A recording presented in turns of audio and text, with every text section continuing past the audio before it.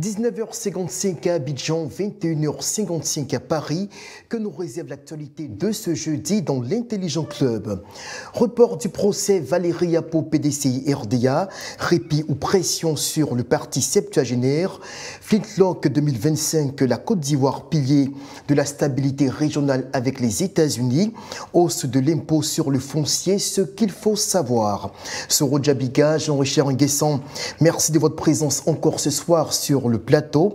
Je note que nous avons un invité ce soir, Jean-Marc Kwame, expert en politique publique, pour nous éclairer sur la question de la hausse des impôts sur le foncier. Quelques secondes de pause et on revient pour le décryptage.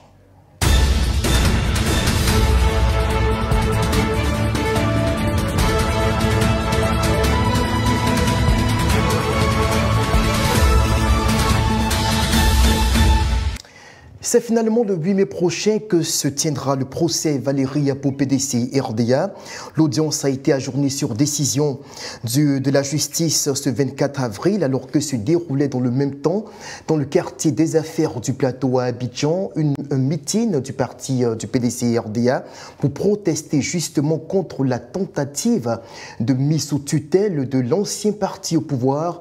Jean-Richard Nguessan, quelle lecture faites-vous du report de ce procès qui a cristallisé pendant plusieurs semaines l'attention des observateurs de l'actualité en Côte d'Ivoire?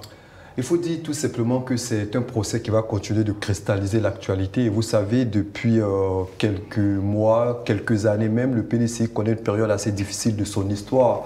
Depuis l'avènement de Tidjane Thiam, avec la dynamique qu'a connue ce parti, fort malheureusement, il y a des procédures judiciaires en point fini.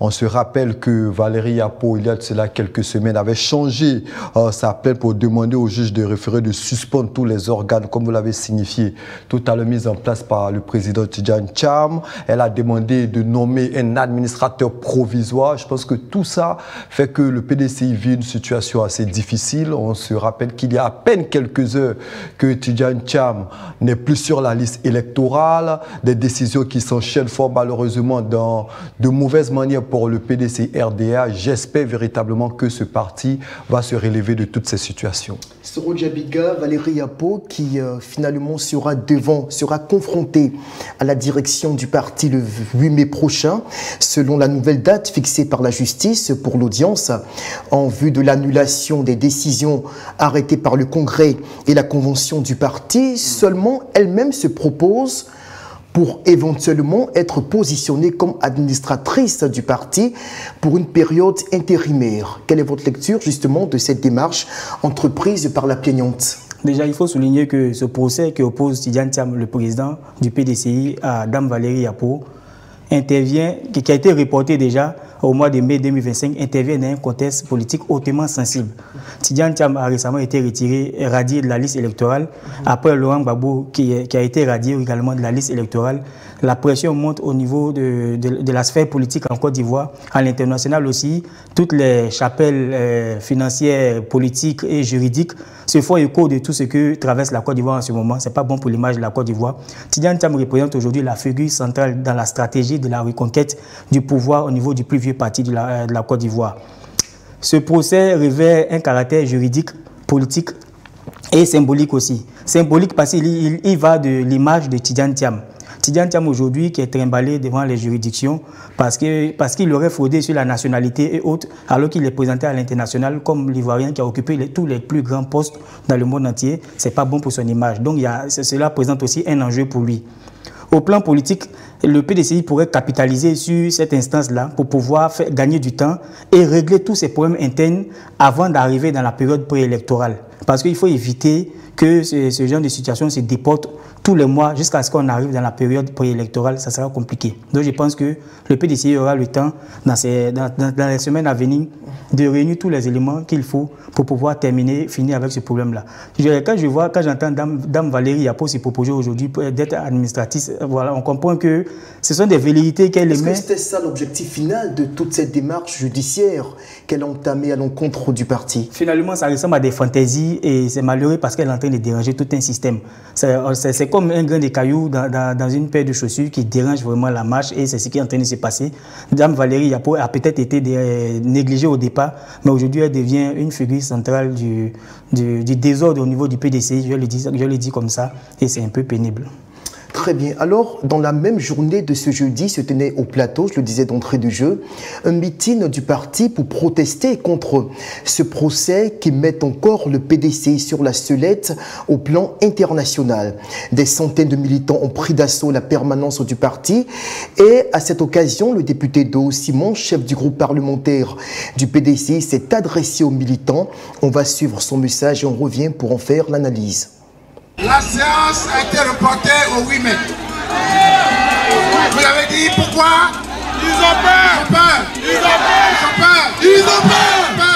Ils ont peur. Et c'est pour cela, c'est parce qu'ils ont peur qu'ils veulent écarter Tidiane Thiam. Ils ont volé notre argent. Ils ont volé 35 000 milliards. Nous ne voulons pas le 4e mandat. Nous ne voulons pas le 4e mandat. Jamais. Nous ne voulons pas le 4e mandat. Jamais. Vous avez commencé, on va terminer. Vous avez commencé, on va terminer. Jean-Richard, des centaines de militants, comme on le voit à l'instant sur ces images, qui étaient ce matin encore.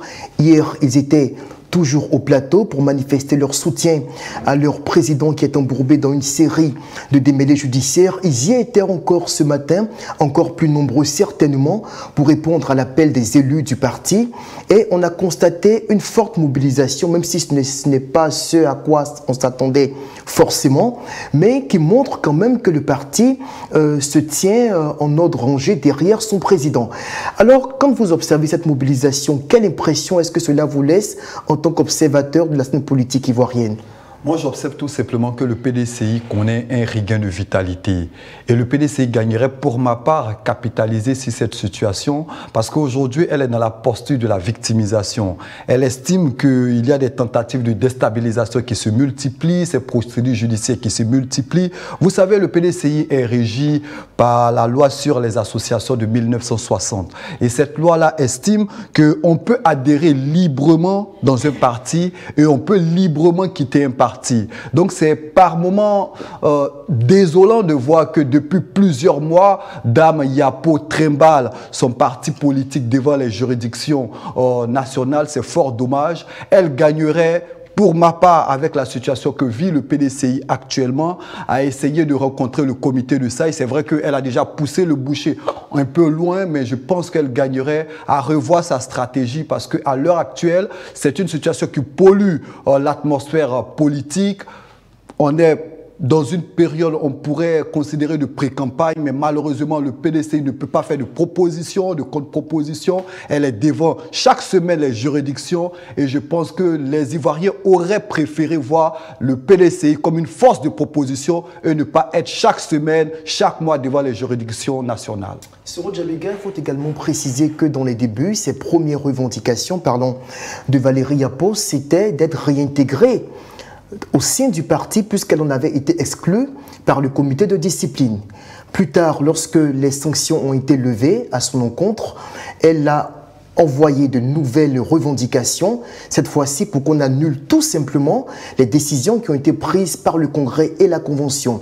À votre avis, est-ce qu'il y a un agenda caché derrière toutes ces manœuvres judiciaires? Non, son agenda a été dévoilé, il n'est plus caché. Je viens de parler de fantaisie tout à l'heure. Aujourd'hui, tout le monde, ou du moins ceux qui sont lucides et qui veulent comprendre, comprennent que Dame Valérie Yapo a un seul objectif, c'est de perturber l'évolution du PDCI, c'est de déranger l'atmosphère politique au sein du vieux parti. Déjà, au départ, elle revendiquait d'abord sa réintégration ou bien sa relaxation vis-à-vis des sanctions dont elle faisait l'objet. Après qu'elle ait été relaxée, tout comme tous ceux qui étaient victimes, qui étaient concernés par ces sanctions-là, elle est revenue encore proposer quelqu'un d'autre en tant qu'administrateur à la tête du parti. Ce monsieur, le doyen Aïzi, le même jour, a reçu des journalistes, dont moi-même à son domicile, pour décliner cela et s'éloigner de cette décision, s'éloigner de Dame Valérie Yapo. Le samedi qui a suivi, la délégation à laquelle elle appartient, au niveau avec le ministre Yapo Kalis, on tenait une conférence de presse pour se désolidariser d'elle. Elle s'est trouvée seule. Et aujourd'hui, c'est elle qui continue de trimballer son parti à telle enceinte que le PDCI ne se retrouve pas aujourd'hui. À cause de tout ce qu'elle fait aujourd'hui, à cause de cette symphonie juridico-politique qu'elle est en train de mener sur l'espace politique, le PDCI n'a pas pu mener à bien ses activités dans la période du contentieux électoral. Le PDCI n'a pas pu effectivement relever toutes les irrégularités qu'il a toujours critiquées avant cette période-là. Donc je pense que c'est un peu pénible. Et on entendait l'honorable Do Simon scander « ils ont peur », et il haranguait des foules. J'ai dit que tout ce qui se passe en ce moment, ces événements que nous vivons depuis le début de l'année, ont donné du grain à moudre au PDCI. Et ces événements ont permis au PDCI de se revitaliser, comme mon co-débatteur l'a dit. Le PDCI est aujourd'hui plus que jamais debout. On a entendu Tidjam Thiam dire hier, avec fermeté, qu'il n'allait pas se laisser faire. Le PDCI, qui est souvent réputé pour être un parti pacifique, un parti qui ne va pas toujours au front, le PDCI aujourd'hui est en ordre de bataille pour pouvoir faire respecter les droits de son président. Très bien. Alors, le PDCI, qui est soutenu par les partis membres de la coalition pour une alternance pacifique, on parle de la CAPSI, de laquelle fait partie également le Congrès panafricain pour la justice et l'égalité des peuples, fondé par l'ancien ministre de Laurent Gbagbo, Charles Blé Goudé. Ils ont pris position naturellement en faveur du candidat Tidjane Thiam, candidat du PDCI RDA et leader de la CAPSI. Et voilà la déclaration qui a été produite par Ouraga Serge, qui est porte-parole de cette formation politique. À l'approche de l'élection présidentielle d'octobre 2025, un constat alarmant s'impose à tous. Plusieurs figures majeures de l'opposition ivoirienne, toutes considérées comme de potentiels candidats sérieux ou candidats déclarés, sont écartées du processus électoral. Ces leaders politiques se retrouvent aujourd'hui radiés de la liste électorale au moyen de décisions judiciaires à des fins politiques. Cette tendance inquiétante que le COJEP dénonce depuis plusieurs mois s'est encore confirmée hier avec la radiation de M. Tidjane Thiam de la liste électorale par la justice ivoirienne. Cette radiation, en plus de celle du président Charles Blé Goudé, du président Laurent Gbagbo et de Guillaume Soro, illustre clairement la logique d'exclusion délibérée et systématique des principaux leaders de l'opposition. Jean-Richard, commentaire après cette déclaration de Serge Ouraga. Vous savez, la situation que vit le PDCI RDA est la même situation que vit le COJEP, plus ou moins avec son leader Charles Blé Goudé, ou encore le PACI avec le président Laurent Gbagbo. C'est une situation qui est plus ou moins déplorable. On aurait aimé voir en octobre 2025 une démocratie assez pleine au niveau de la Côte d'Ivoire, avec tous les partis ayant la possibilité de présenter leurs leaders, mais la justice en a décidé autrement. Moi, pour ma part, je ne cesserai jamais de le répéter. C'est vrai qu'au niveau du PDCI RDA, Tidjane Thiam est le cheval sur lequel le parti a misé, avec son parcours assez extraordinaire, avec son pédigré. Il aurait permis au PDCI de se hisser à un certain niveau, mais il y a un constat. Que faut-il faire? Pour ma part, c'est au PDCI de tirer les leçons de cette décision de justice et de voir les différentes possibilités en vue d'être, parlant du parti, et en vue d'être présent pour les prochaines échéances électorales. Soro Djabiga, votre lecture des déclarations du COJEP de Charles Blé Goudé? Nous avons entendu le porte-parole qui a appelé à la réintégration de Charles Blé Goudé, Guillaume Kibafoui Soro, Tidjane Thiam et Laurent Gbagbo. C'est quelque chose qui symbolise, qui annonce une unicité au niveau de l'opposition, chose qui n'était pas évidente dans les débuts. On a entendu la CAPSI, après sa première rencontre, rejeter le GPS en tant que parti qui a été dissous. Aujourd'hui, quand on entend le porte-parole qui appelle à la réintégration de tous ces leaders-là, notamment Guillaume Soro, ça veut dire que la situation que nous vivons en ce moment va permettre de cristalliser toute l'unité de l'opposition et ça va faire une grande force. Ça va forcément pousser nos dirigeants à revenir sur la table des négociations. Mais je pense que il faut, à quelques mois de l'élection, quand on connaît ce que nous avons vécu 15 ans en arrière, je pense que le gouvernement doit déjà se préparer pour pouvoir anticiper sur ce qu'on pourrait revivre, parce que c'est pénible. La Côte d'Ivoire vient de très loin. La Côte d'Ivoire est traumatisée par les périodes préélectorales, électorales et post-électorales. Donc je pense que ce qui est en train de venir, c'est que l'opposition risque de se mettre ensemble et ça peut déstabiliser l'ordre des choses. Donc je pense qu'il est important aujourd'hui que le pouvoir et l'opposition se mettent ensemble pour pouvoir régler tous ces problèmes. Comme vous, Soro Djabega, Geneviève Götzinger, qui est présidente de l'agence de communication politique Image en France, craint-elle également pour l'avenir de la Côte d'Ivoire? Elle se doute que l'élection se déroule dans de bonnes conditions, avec les tensions préélectorales qui entourent l'atmosphère actuellement. Et elle a produit une déclaration dans laquelle, une analyse dans laquelle elle exprime ses craintes sur l'avenir de la Côte d'Ivoire pour les 6 prochains mois à venir, jusqu'en octobre 2025. On va l'écouter. Je ne suis pas sereine parce que la Côte d'Ivoire n'a pas mené à terme son processus de réconciliation. On le sent bien en ce moment, il y a une montée des tensions politiques et certaines forces en interne pourraient bien être tentées de se rapprocher d'IB. Certains le font sans doute déjà pour déstabiliser leur propre pays depuis le Burkina. Ce serait un mauvais remake d'une histoire ancienne que l'on connaît bien. Et c'est ce qu'il faut absolument éviter à tout prix en désamorçant les tensions à l'approche de la présidentielle, en permettant une alternance apaisée qui sera la garantie de la stabilité de la Côte d'Ivoire. Moi, je suis de ceux qui pensent que seule une alternance tranquille et certainement pas un nouveau braquage institutionnel peut garantir la stabilité de la Côte d'Ivoire, qui est un impératif pour toute la sous-région. Jean-Richard, on vient d'écouter Geneviève Götzinger depuis Paris. Est-ce que, selon vous, les craintes qu'elle exprime, notamment quant aux risques sécuritaires, sont fondées? Une chose est certaine, aujourd'hui, il y a de la crispation et le discours politique se durcit. Les populations, on l'observe, on ressent une certaine peur sur les réseaux sociaux. Lorsqu'on observe les panels, les discours sont par moments haineux. Il faut dire que les hommes politiques aujourd'hui ont une responsabilité vis-à-vis de ce qui se passe. Soro évoquait il y a quelques instants les différentes crises préélectorales, électorales ou post-électorales que la Côte d'Ivoire a vécues. Il nous faut tirer tous ensemble les leçons de tout ce que nous avons vécu et il est plus que jamais nécessaire que nos hommes politiques essaient de faire de la responsabilité ou essaient de mettre en avant l'intérêt supérieur de la nation. Quand je parle d'intérêt supérieur, c'est vrai que de part et d'autre, il peut y avoir de la frustration.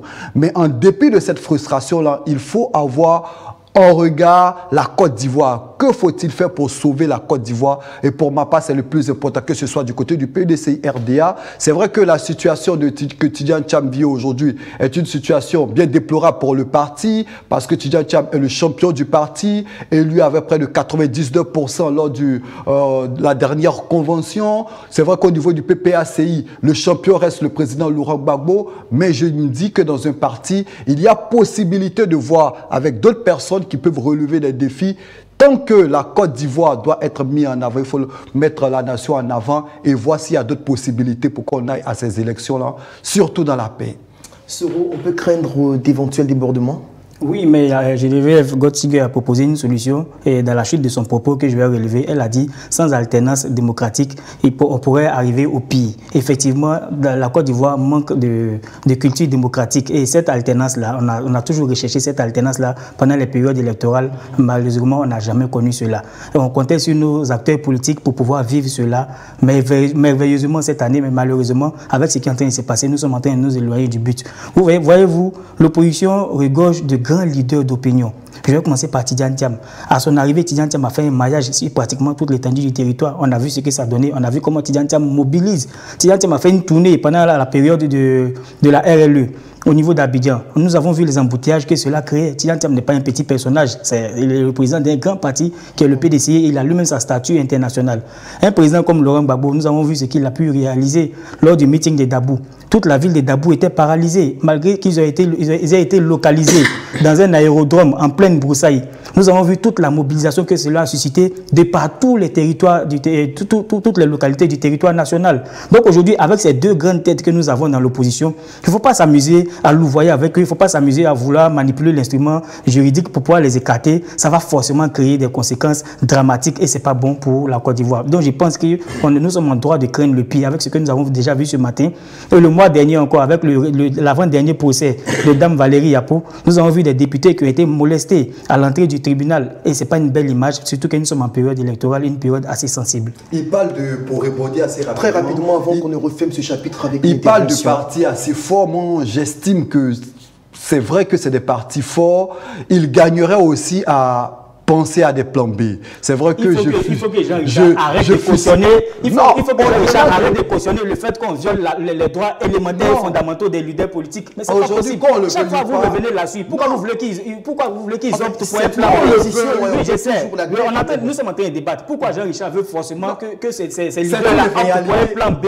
On ne va pas continuer à construire les forfaitures politiques en Côte d'Ivoire. La décision de RHDP au pouvoir. La décision de justice nous dit qu'elle n'est pas susceptible d'aucun recours.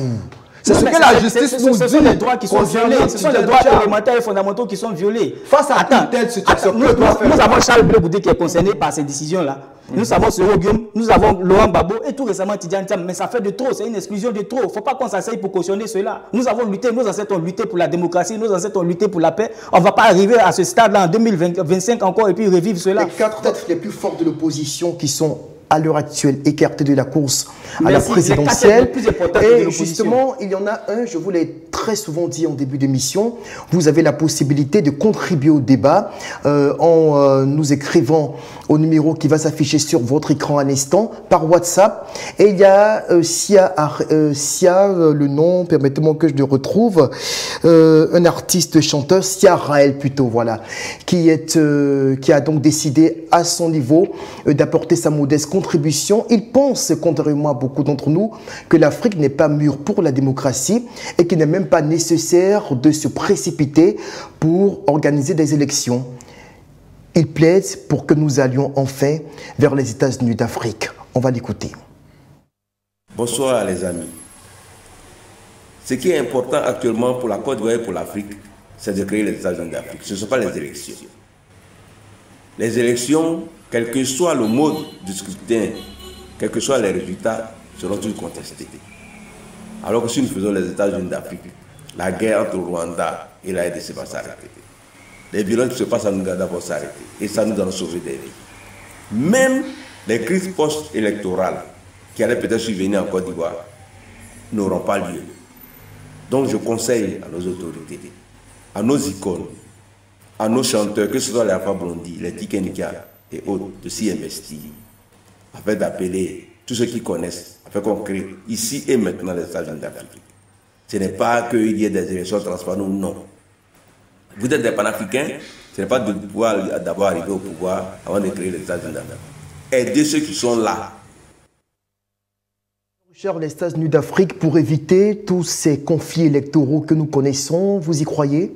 Oh, pas forcément. Il ne faut pas désespérer de la démocratie en Afrique. Le Libéria a vécu bien de situations assez difficiles, mais le pays a réussi à sortir de ces différentes situations et marche sur le chemin de la démocratie. Le Ghana, à côté de nous, a vécu bien de situations difficiles. Aujourd'hui, ces deux cas que vous évoquez, le Sénégal priorisait l'alternance. On priorisait l'alternance et cela dit, il ne faut pas désespérer de l'Afrique ou encore moins de la Côte d'Ivoire. C'est vrai que quand il y a, chaque fois qu'on approche des élections, il y a une certaine frayeur, il y a une certaine peur, il y a une certaine manipulation. Mais pour ma part, il ne faut pas désespérer. Il y a encore de l'espoir pour ma part. Oui, notre intervenant a parlé de la formation de l'États-Unis d'Afrique. Je pense qu'il enfonce une porte qui est déjà ouverte. Hein. L'ex-président Kadhafi a longtemps mûrement réfléchi là-dessus. Voilà, l'ancien président libyen, il a mené plusieurs actions en faveur de cette union-là. Mais il y a eu plusieurs je crois qu'à plusieurs niveaux, d'abord de par les différences idéologiques, culturelles, au niveau des monnaies, il y a eu trop de problèmes. Avant d'aboutir à cela, ça va prendre beaucoup d'années. Pendant ce temps où nous sommes actuellement, comment fait-on pour sortir de cette impasse que nous connaissons en ce moment? Vous savez, ce que nous vivons aujourd'hui avec le retrait de ces 4 grands leaders de l'opposition-là pose le problème de la crédibilité de nos institutions. C'est un problème institutionnel.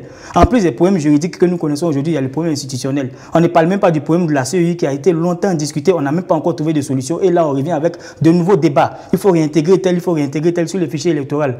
Qu'en est-il du sujet épineux de la révision de la liste électorale, de l'audit du fichier électoral, de la réforme de la CEI? Ça fait trop de problèmes de trop. Voilà. Très bien. Flintlock 2025, 38 pays, dont plusieurs pays membres de l'OTAN qui sont à Abidjan dans le cadre d'exercices militaires pilotés par les États-Unis. Et ce, du 24 avril au 14 mai prochain. Donc, c'est officiellement ouvert aujourd'hui, jeudi 24 avril 2025. Alors, quels sont les enjeux de ces manœuvres militaires qui sont assez audacieuses et qui mobilisent des forces spéciales de toutes ces nations qui sont présentes en Côte d'Ivoire? On va écouter l'analyse qu'en fait Ian Lazare. Il est expert en sécurité et en défense. Les enjeux de l'organisation de ces exercices militaires Flintlock avec 38 pays sur le sol ivoirien, dans un premier temps, c'est d'abord regarder à la réalité à tout ce qui se passe dans notre contexte en tenant compte en tout cas du voisinage immédiat et affirmer l'hégémonie de la Côte d'Ivoire. Quoi qu'on dise au plan économique, la Côte d'Ivoire quand même représente plus de 40% en tout cas de tous les États de l'Afrique de l'Ouest. Donc montrer que au plan militaire, elle a du répondant, au plan économique, elle a du répondant, et puis au plan organisationnel. Et le second aspect, c'est de montrer que, disons, aguerrir notre armée par rapport aux techniques nouvelles. Vous voyez que la technologie évolue et aujourd'hui, il y a de nouveaux engins, il y a de nouvelles armes qui sont mises sur le marché. Il est donc pour toute armée qui se veut professionnelle que les utilisateurs maîtrisent l'utilisation de ces armes-là. Donc, du point de vue technique, c'est aguerrir nos soldats, du point de vue technique opérationnel. Et ensuite, du point de vue moral, quand vous avez des menaces verbales, toutes sortes, qui fuient de toutes parts autour de vous, vous êtes enclin à vous démoraliser. Il y a ce qu'on appelle la guerre de communication quand il y a la guerre. Donc, dans la communication, il y a le fait qu'on brandit aussi son arsenal militaire pour montrer à l'adversaire ou à celui qui est en face que nous avons du répondant. Et en stratégie militaire, il est dit qu'il faut montrer sa capacité militaire, sa capacité en armement, de sorte à ne pas avoir à les utiliser. Or, quand vous les camouflez, que vous ne les montrez pas, alors là, les gens seront tentés de vous attaquer. Ensuite, il y a que la dissuasion même, en tout cas de toute vérité, toute intention de vouloir attaquer les forces ivoiriennes.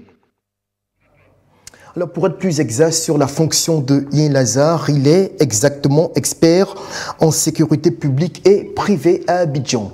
Soro Djabiga, 38 pays qui sont dans nos murs pour des exercices militaires chapeautés par les États-Unis. Quelle impression est-ce que cela vous laisse? D'abord, j'aimerais préciser que Flintlock est l'un des exercices militaires les plus stratégiques pour les armées africaines en collaboration avec leurs partenaires occidentaux. L'édition de 2025, avec la Côte d'Ivoire comme l'acteur majeur, est une reconnaissance claire de son positionnement stratégique et de son rôle de stabilisateur dans la sous-région. Mais il y a plusieurs enjeux, il y a aussi des inconvénients.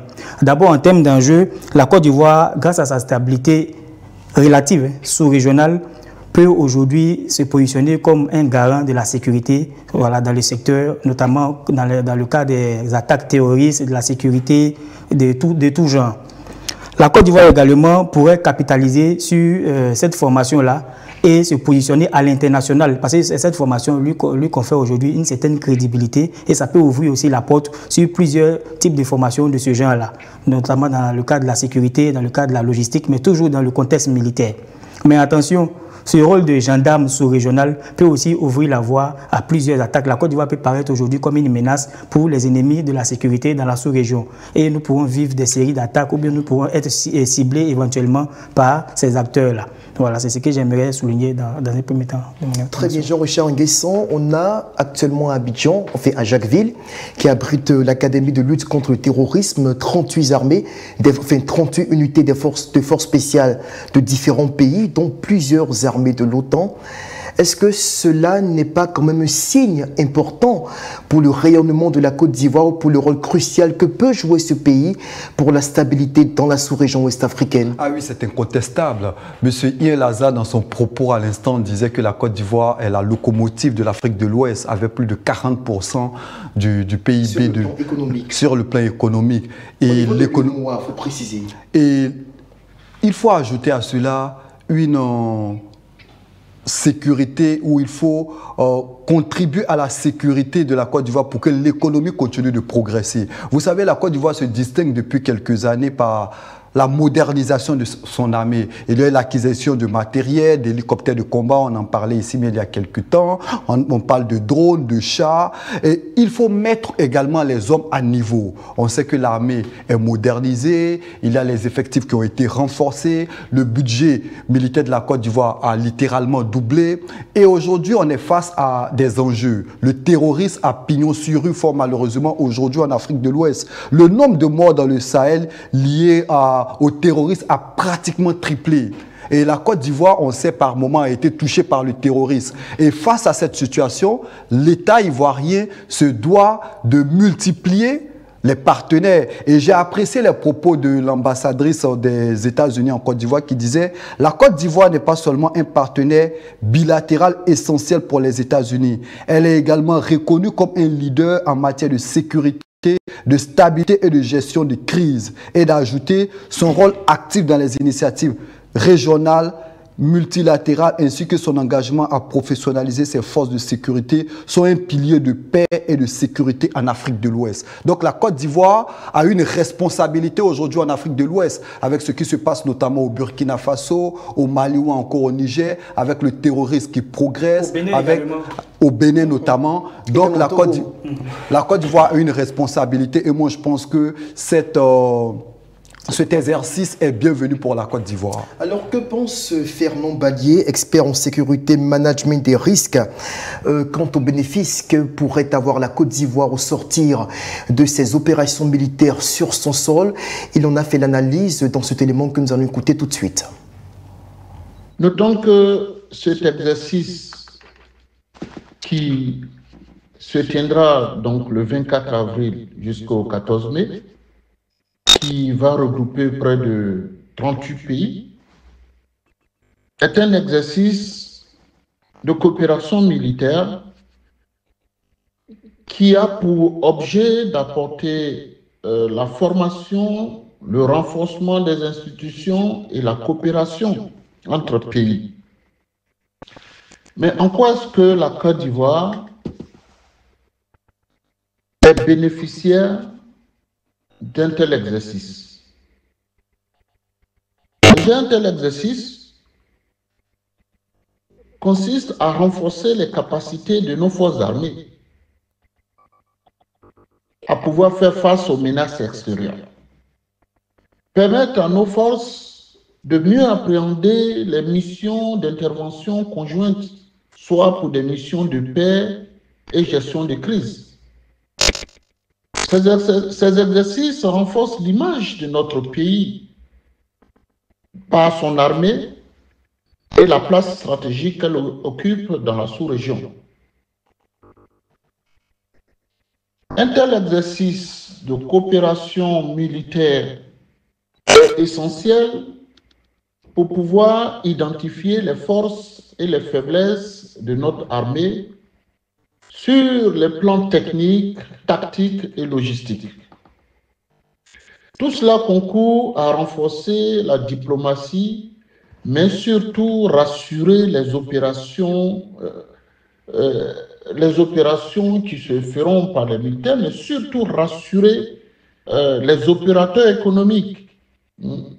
Ça permet de rassurer les opérateurs économiques et le tourisme en ce qui concerne les activités et les échanges économiques sur le territoire. Alors, si nous considérons l'environnement actuel et à venir, c'est un acte de dissuasion. Soro Djabiga, la Côte d'Ivoire a tout à gagner avec Flintlock. Oui, je reprends les propos de notre intervenant. Cette formation-là, cette formation stratégico-militaire va permettre de renforcer la confiance que les bailleurs de fonds, les partenaires financiers internationaux ont vis-à-vis de la Côte d'Ivoire, en positionnant la Côte d'Ivoire comme un pays qui est fiable. Si la Côte d'Ivoire est fiable, elle sera ouverte et elle aura l'opportunité de contracter encore plus de prêts pour pouvoir développer le pays et améliorer les conditions de vie des populations. Donc il y a plusieurs enjeux qui entourent cette formation. Mais comme je l'ai dit, j'ai relevé aussi des inconvénients auxquels nous devons jeter un regard très important. C'est vrai que la Côte d'Ivoire aujourd'hui a un élément matériel qui permet de renforcer notre sécurité contre les attaques terroristes, qui est le centre de formation antiterroriste. C'est vrai aujourd'hui que la Côte d'Ivoire est assez outillée. D'un point de vue technologique, nous avons des éléments de pointe pour pouvoir garantir la sécurité du territoire national et anticiper d'autres attaques. Avec la présence de l'armée française qui est peut-être localisée maintenant au niveau de Boaké, il y a la présence aussi de l'armée américaine qui est à Odiné, qui veille aussi au grain. Mais nous devons garder l'œil ouvert parce qu'avec cette formation et puis le rôle de gendarme sous-régional que nous revêtons maintenant, il faut craindre aussi que d'autres forces se fâchent et que d'autres forces aussi soient amenées à mener des actions de représailles contre nous. Tout à fait, Jean-Richard. Certes, il y a des bénéfices pour notre pays, mais au-delà, comme Soro l'évoque, il y a le risque que la Côte d'Ivoire devienne une cible prioritaire à abattre pour les mouvances djihadistes dans la sous-région. Au-delà de cet exercice, la Côte d'Ivoire restera forcément une cible pour cette nébuleuse qui opère dans le Sahel. Et moi, je pense que l'exercice est bienvenu parce que, comme le président Balié le disait à l'instant, ça va permettre de développer la stratégie, de voir les faiblesses, de percevoir nos faiblesses et puis surtout de renforcer les acquis. Je pense qu'avec l'appui des États-Unis, c'est un exercice assez important pour la Côte d'Ivoire et cela va contribuer à nous repositionner sur l'échiquier international. Alors, juste avant d'aborder le troisième sujet sur la hausse de l'impôt sur le foncier, on va marquer une pause, le temps de recevoir notre expert Jean-Marc Kwame qui va venir nous apporter d'immenses éclairages quant aux préoccupations qu'ont les Ivoiriens sur ce sujet de premier plan. Mais bonsoir. Bonsoir. Et bienvenue sur le plateau de l'Intelligent Club. Merci. Alors, dans la loi de finances 2025, la réforme sur le foncier introduit une hausse de l'impôt foncier. Apportez-nous des précisions sur le sujet. Il faudrait savoir que déjà l'annexe fiscale est passée devant les deux chambres au mois de décembre 2024. Donc nous nous étonnons déjà que cette information ne paraisse maintenant au grand public qu'en avril. Et surtout de la part de certains politiciens qui, pour la plupart d'entre eux, sont des députés, donc qui ont sans doute voté la loi de finances. Donc ils savaient très bien que certaines dispositions allaient prendre effet à partir de la première semaine du mois de janvier. Donc au niveau principalement de cette réforme, il se révèle que l'impôt sur le foncier, qui a une bonne capacité de mobilisation de recettes, apportait un tout petit peu en deçà des prévisions. Donc l'État s'est dit, dans une vocation de pouvoir mobiliser un peu plus de ressources, parce que l'objectif c'est d'élargir l'assiette fiscale, donc au travers de certaines ressources, on devait l'élargir. Donc l'État s'est dit, comme réforme, en lieu et place de fait d'utiliser comme base imposable de l'impôt sur le foncier la valeur vénale, c'est-à-dire la valeur de votre bien qu'il soit bâti ou non bâti. La valeur marchande? Non, c'est la réforme est sur la valeur marchande qui fait face, qui correspond à la valeur qui est sur le prix de marché en cas de vente. Et il faudrait bien savoir que dans certaines zones de notre pays, dans certaines zones de la Côte d'Ivoire, il y a une spéculation sur le foncier. Donc c'est pour cela que si vous prenez... À Abidjan, par exemple, si vous prenez un terrain non bâti, dans un terrain nu à Cocody-Danga, et vous prenez un terrain nu à Bobo, vous n'aurez pas le même montant de valeur marchande. Voilà. Donc, c'est là que vous voyez que quelqu'un qui est propriétaire d'un terrain bâti et d'un terrain non bâti à Bobo va payer moins d'impôts fonciers que quelqu'un qui est à Angré, à Cocody, ou peut-être même en zone 4, où on a le taux le plus élevé de fluctuation en termes de valeur marchande des terrains. Alors les profondeurs de cette mesure estiment que cela alourdit le coût de la vie pour les Ivoiriens et que l'impact pourrait se faire ressentir même au niveau des populations. Mais c'est un faux débat, parce qu'on parle de terrain non bâti. Donc en quoi est-ce que ça agit sur le pouvoir d'achat ou sur l'entreprise ou sur le quotidien? Après, les propriétaires de ces terrains sont les Ivoiriens, sont des contribuables. Mais ils sont des contribuables, mais est-ce que vous savez que même en étant contribuable, même quand l'impôt était ramené sur la valeur vénale, on avait un manque criant de paiement de cet impôt? Voilà, donc d'une certaine façon, on peut parler de justice, d'équité fiscale. Oui, c'est vrai, dans le sens où certains vont payer un peu plus d'impôts, mais dans le sens aussi, c'est de casser aussi d'une certaine façon cette spéculation immobilière qu'il y a dans certaines zones de notre pays. Mais qu'est-ce qui peut expliquer la survenue d'une telle décision au mois d'avril? Non, la décision, ce n'est pas une décision au mois d'avril. La décision, la loi de finances est passée devant les deux chambres au mois de décembre 2024. Et l'application, c'est-à-dire l'opérationnalisation de cette réforme, c'est depuis la première semaine du mois de janvier. Donc, en réalité, et la loi et l'annexe fiscale a été présentée à la Confédération Générale des Entreprises de Côte d'Ivoire, donc le grand patronat, et même au niveau de certaines structures et fêtières d'entreprises. Donc, il n'y a pas eu de problème. Donc, cette sortie s'est faite à dessein par certains acteurs politiques qui, malheureusement... Après, je me fais l'écho de certaines populations qui s'interrogent. On se dit, il se raconte partout que la Côte d'Ivoire est surendettée. Je sais que vous brûlez d'envie d'en parler. Vous avez même apporté votre contribution sur le sujet dans l'émission d'hier. Et on estime que le gouvernement veut se servir de cette manne financière en élargissant l'assiette fiscale pour rembourser les dettes contractées auprès des bailleurs de fonds. Mais déjà, il faudrait faire un éclaircissement sur cette histoire d'endettement. Je pense que le rapport risque-pays de Bloomfield Intelligence a bien précisé que on a un rapport d'endettement qui est modéré et haut. Là où je voulais faire une nuance, quand vous prenez les normes internationales de contrôle supérieur des finances publiques d'anciens organismes onusiens, vous le rapportez dans ces indicateurs de dette, on vous dit par exemple, vous avez comme indicateur de dette le ratio service de la dette sur les recettes budgétaires et non sur les recettes fiscales. Parce que les recettes budgétaires, vous avez les recettes fiscales, vous avez les recettes non fiscales, vous avez les dons et les programmes. Les recettes fiscales, quand vous prenez un environnement comme la Côte d'Ivoire ou bien tous les pays d'Afrique subsaharienne, le taux de recouvrement de recettes fiscales est inférieur à un peu plus moins de 20% du PIB. C'est très faible. Donc en réalité, l'indicateur qui a été présenté par Bloomfield, on pourra dire que c'est un indicateur sur lequel il voulait mettre en avant un certain niveau de, peut-être sans doute, du niveau, peut-être dit que la Côte d'Ivoire vit au-dessus de ses moyens, mais en réalité, dans les normes internationales, et c'est pour ça que je me prête de dire normes internationales, des indicateurs de normes internationales supérieures de contrôle des finances publiques d'un organisme autrichien, onusien, mais qui est basé en Autriche, et on vous présente ces indicateurs-là, on ne parle pas de ratio du service de la dette sur les recettes fiscales. On parle de recettes budgétaires. Est-ce qu'en français facile, on dira que la Côte d'Ivoire n'est pas surendettée? Non, la Côte d'Ivoire a un niveau d'endettement qui est modéré. Quand vous prenez même notre budget, par exemple, en termes de recettes fiscales, on a à peu près 7 000 milliards de recouvrement de recettes. OK? Et quand vous prenez, dans ce même budget 2025, on a à peu près à 8 000 milliards d'emprunts qui vont être faits.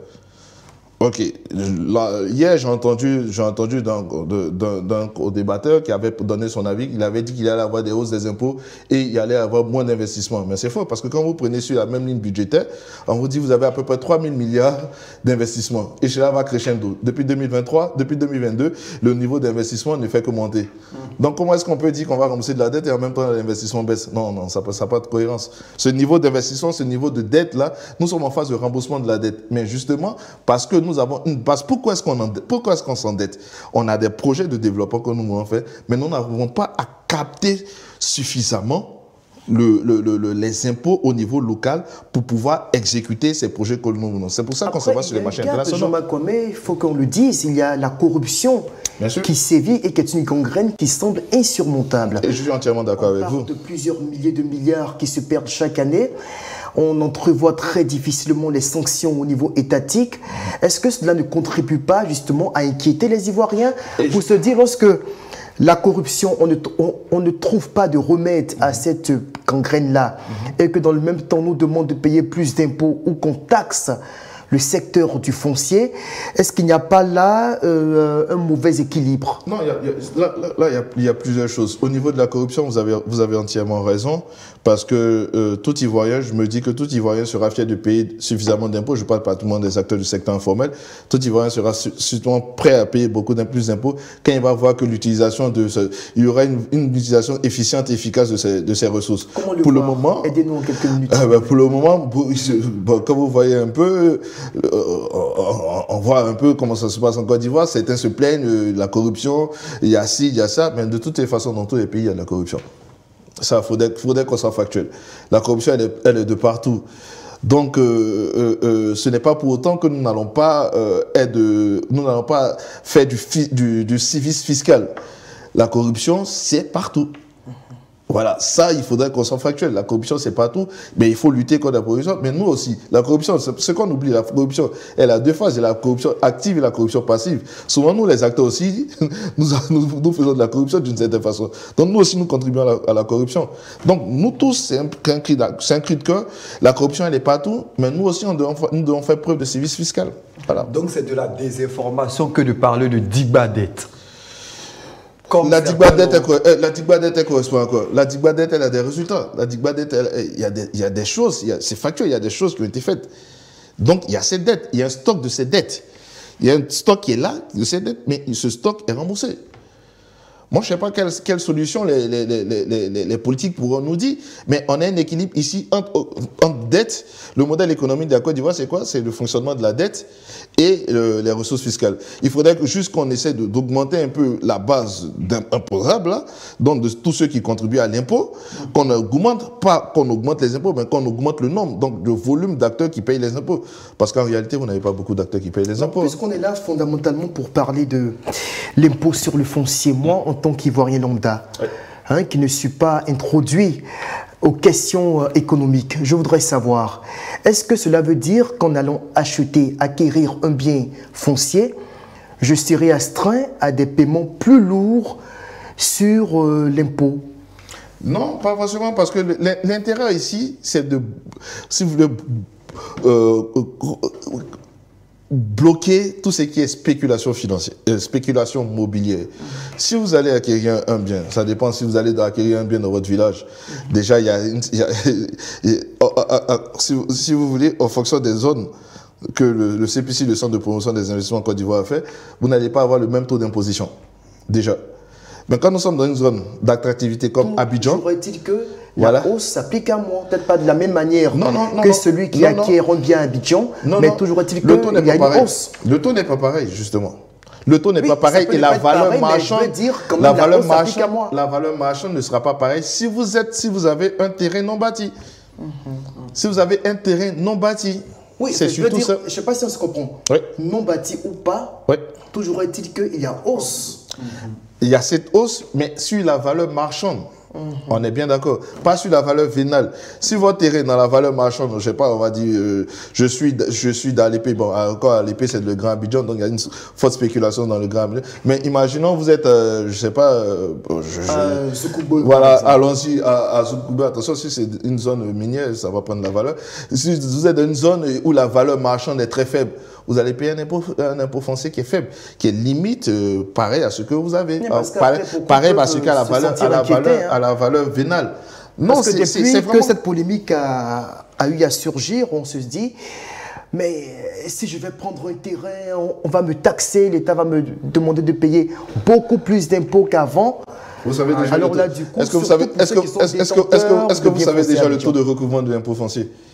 Allez-y, situez-nous. Il est très très faible. Il est très très faible. Il est très très faible. On ne contribue pas sérieusement à l'impôt foncier. Pourquoi? Parce que ça avait été longtemps négligé? J'ai envie de dire négligé, puis on est aussi faussé. Voilà. Pour être factuel, on nous dit qu'à Biétry, par exemple, un terrain de 3000 m² qui coûtait 1,8 million d'impôts, en 2024 passera à 22 millions. En 2025. C'est énorme. Si vous prenez le prix du mètre carré à Biétry, vous serez étonné. Sur la même période de comparaison, vous serez largement étonné de voir comment est-ce que le mètre carré, il a bondi de plus de 500%. Mais au Parce que ce sont des zones fortement demandées. Dans tout espace non bâti, il y a une forte spéculation pour l'achat de ces terrains, pour en faire des immeubles à vocation locative, pour mettre des montants de loyer exorbitants. Voilà un peu le jeu. Mais finalement, ça risque de se répercuter sur les loyers que les gens payent. Et c'est pour ça que j'ai parlé de terrain non bâti. Quand le terrain devient bâti, il y a aussi une imposition. Parce que là, il y a plus l'imposition baisse quand c'est un terrain bâti. Voilà. Très bien, mais je pense qu'on a eu suffisamment d'éclaircissements de votre part, Jean Makwame. Vous êtes, je le rappelle, expert en politique publique et vous avez apporté vos explications sur un sujet qui préoccupe beaucoup les Ivoiriens. C'est vrai, pas autant que la politique telle qu'on la vit, mais à des niveaux plus ou moins rapprochés. Et ça, c'était important de le faire comprendre à nos concitoyens. Et si vous me permettez, vous voyez, ce genre de débat, c'est un peu, j'ai envie de dire, c'est un peu désolant parce que l'opérationnalisation de cette mesure, c'est depuis janvier 2025. Voilà. Ah, mais de toute façon, il faut informer la population. Voilà, l'année fiscale, elle est là, elle est opérationnelle depuis janvier 2025. Et c'est sur ces mots, en espérant que nos téléspectateurs auront appris de vous et de tous les débats, de toutes les contributions qui ont eu lieu au cours de cette émission sur l'impôt foncier, sur d'autres sujets que nous avons eu à développer. On va se dire au revoir et on va se retrouver demain pour un autre numéro de l'Intelligent Club sur l'Intelligent TV. D'ici là, portez-vous bien. Au revoir.